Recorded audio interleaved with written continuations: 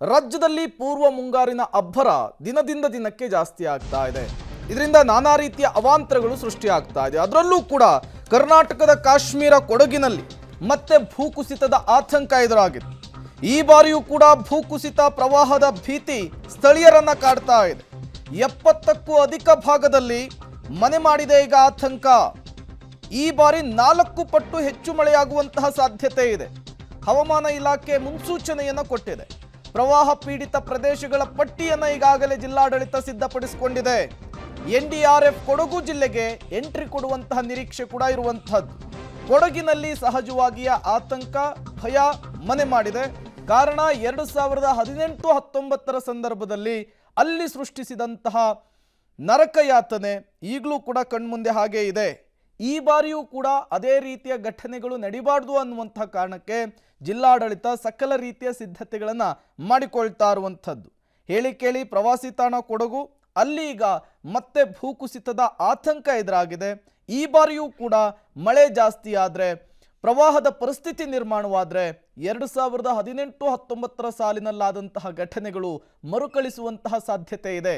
ಹಾಗಾಗಿಯೇ ಜಿಲ್ಲಾಡಳಿತ ಎಚ್ಚರಿಕೆಯನ್ನು ವಹಿಸಿಕೊಂಡಿರುವಂಥದ್ದು. ಈಗಾಗಲೇ ಪ್ರವಾಹ ಪೀಡಿತ ಪ್ರದೇಶಗಳ ಪಟ್ಟಿಯನ್ನು ಕೂಡ ಜಿಲ್ಲಾಡಳಿತ ರೆಡಿ ಮಾಡಿರುವಂಥದ್ದು. ಈ ಬಾರಿ 4 ಪಟ್ಟು ಹೆಚ್ಚು ಮಳೆಯಾಗುವಂತಹ ಸಾಧ್ಯತೆ ಕೊಡಗಿನಲ್ಲಿದೆ ಎನ್ನುವಂತಹ ಮಾಹಿತಿಯನ್ನು ಹವಾಮಾನ ಇಲಾಖೆ ಕೊಟ್ಟಿರುವಂಥದ್ದು. ಹಾಗಾಗಿಯೇ ಒಂದಿಷ್ಟು ಮುಂಜಾಗೃತಾ ಕ್ರಮಗಳನ್ನು ಎಚ್ಚರಿಕೆಯನ್ನು ಜಿಲ್ಲಾಡಳಿತ ತೆಗೆದುಕೊಳ್ತಾ ಇದೆ. ಪೂರ್ವ ಮಳೆ ಕೊಡಗು ಜಿಲ್ಲೆಯಲ್ಲಿ ನಾನಾ ಅವಾಂತರಗಳು ಕೂಡ ಸೃಷ್ಟಿ ಮಾಡ್ತಾ ಇದೆ. ಈ ಹಿನ್ನೆಲೆಯಲ್ಲಿ ಮುಂಗಾರು ಮಳೆ ಆರಂಭ ಆಗಲಿಕ್ಕೂ ಕೂಡ ದಿನಗಣನೆ ಆರಂಭ ಆಗಿರ್ತಕ್ಕಂಥದ್ದು. ಈ ನಿಟ್ಟಿನಲ್ಲಿ ಇದೀಗ ಹವಾಮಾನ ಇಲಾಖೆ ಈ ಬಾರಿ ಅತ್ಯಂತ ಹೆಚ್ಚು ಮಳೆ ಆಗುತ್ತೆ ಅನ್ನೋದು ಕೂಡ ಮಾಹಿತಿಯನ್ನು ರವಾನೆ ಮಾಡಿರ್ತಕ್ಕಂಥದ್ದು ಕೊಡಗು ಜಿಲ್ಲಾಡಳಿತಕ್ಕೆ. ಹೀಗಾಗಿ ಈಗಾಗಲೇ 2018-19 ಸಾಲಿನಲ್ಲಿ ಆಗಿರ್ತಕ್ಕಂಥ ಭೂಕುಸಿತ ಪ್ರವಾಹ ಪೀಡಿತ ಪ್ರದೇಶಗಳು ಈ ಬಾರಿನೂ ಕೂಡ ಅತ್ಯಂತ ಹೆಚ್ಚಾಗಿದೆ. ಈಗಾಗಲೇ ಕೊಡಗು ಜಿಲ್ಲೆಯಲ್ಲಿ 70ಕ್ಕೂ ಅಧಿಕ ಪ್ರದೇಶವನ್ನು ಭೂಕುಸಿತ ಮತ್ತು ಪ್ರವಾಹ ಪೀಡಿತ ಪ್ರದೇಶ ಅಂತ ಜಿಲ್ಲಾಡಳಿತ ಗುರುತು ಮಾಡಿರ್ತಕ್ಕಂಥ ನಾವೀಗ ದೃಶ್ಯ ನೋಡ್ಬೋದು.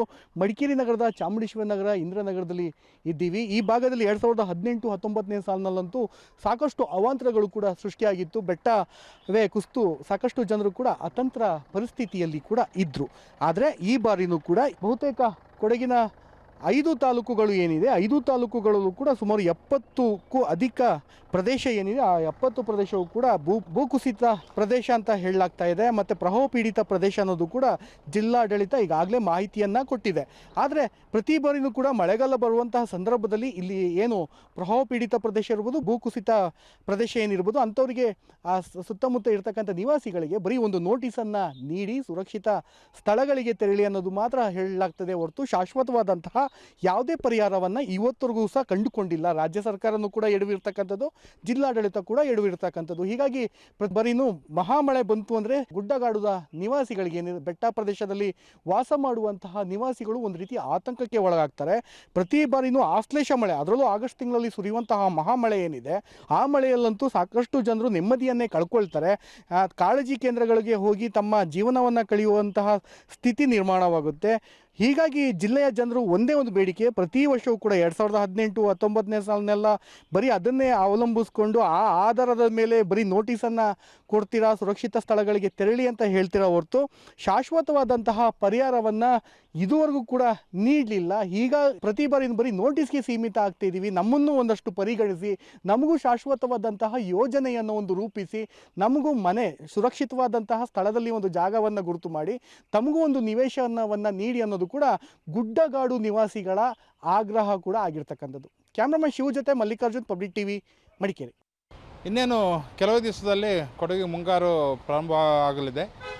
ಏನು ಅಂದರೆ 2018ರಲ್ಲಿ ಜಲಪ್ರಳಯ ಆದ ನಂತರ ಈಗ ಕೊಡಗು ಜಿಲ್ಲೆಯ ಏನು ಮಡಿಕೇರಿ ನಗರ ಆಗಿರ್ಬೋದು, ಇನ್ನು ಕರಡಿಗೋಡು, ಗುಯ್ಯ ಹಾಗೂ ಇನ್ನೂ ಹಲವು ಭಾಗಗಳಲ್ಲಿ ಏನು ಪ್ರತಿ ವರ್ಷ ಅಧಿಕ ಮಳೆ ಬರ್ತದೆ.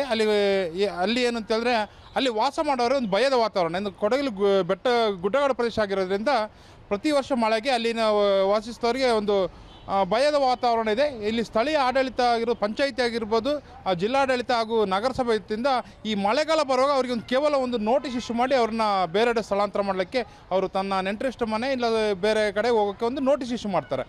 ಪ್ರಿಪೇರ್ಡ್ನೆಸ್ಸಲ್ಲಿ ಈಗ ಎಲ್ಲ ವನ್ರೇಬಲ್ ಏರಿಯಾಸ್ ಗಳನ್ನ ಅವರಿಗೆ ಇದು ಆಯ್ಕೆ ಮಾಡಿಕೊಂಡು ಅಲ್ಲಿ ಈ ಥರದ್ದು ಪರಿಸ್ಥಿತಿ ಬಂದಾಗ ಏನೇನು ಮಾಡಬೇಕು, ಕ್ವಿಕ್ ರೆಸ್ಪಾನ್ಸ್ ಹೆಂಗೆ ಮಾಡಬೇಕಂದ್ರೆ ಏನು ಹೇಳಬೇಕಾದ್ರೆ ಪ್ರಿಪರೇಟ್ರಿಗೆ ಏನೇನು ರೆಡಿ ಮಾಡಬೇಕಂದ್ರೆ ನಾವು ಅದು ರೆಡಿ ಮಾಡ್ತಾಯಿದ್ದೀವಿ.